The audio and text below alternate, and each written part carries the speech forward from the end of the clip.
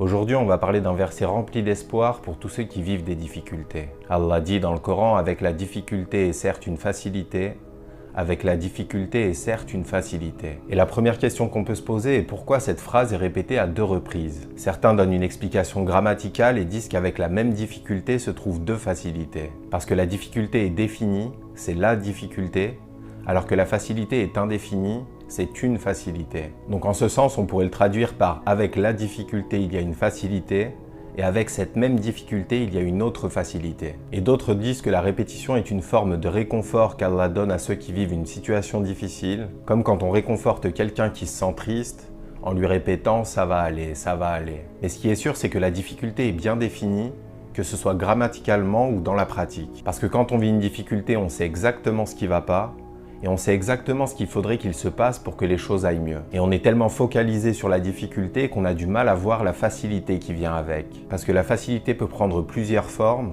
Elle peut être matérielle et donc plus facilement reconnaissable. Il peut par exemple nous arriver une bonne et une mauvaise chose dans un court laps de temps. Tu peux par exemple perdre un proche et te marier quelques semaines plus tard, ou tu peux vivre un divorce et trouver un bon travail juste après. Autrement dit, tu vis une difficulté dans un aspect de ta vie, mais elle est immédiatement compensée par une facilité dans un autre domaine. Mais dans certains cas, la facilité est plus subtile, donc peut-être que tout va mal dans ta vie, que tu as des problèmes financiers, des problèmes familiaux, et qu'aucun aspect de ta vie ne semble s'améliorer. Mais quand on vit ce genre de situation et qu'on ne voit aucune issue, ça nous pousse naturellement à développer notre patience, notre sagesse et notre humilité. Et on peut donc voir ce genre d'épreuve comme une préparation pour le reste de nos vies. Parce qu'aucune difficulté n'est éternelle, et une fois qu'Allah t'aura délivré de cette situation, ta personnalité et ta vision de la vie auront totalement changé. Donc si tu avais des problèmes d'argent, tu seras maintenant reconnaissant de pouvoir payer ton loyer et manger à ta faim. Et si tu étais malade et cloué au lit, tu seras maintenant reconnaissant de pouvoir te déplacer librement. Ces difficultés auront donc développé des facultés immatérielles,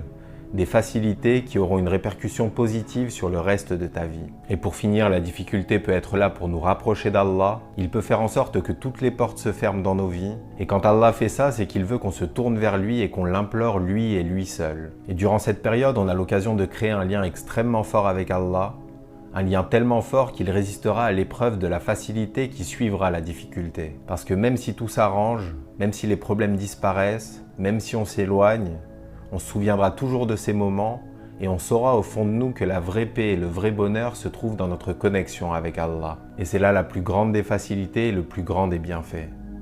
Qu'Allah nous guide. Salam alaikum wa rahmatullah.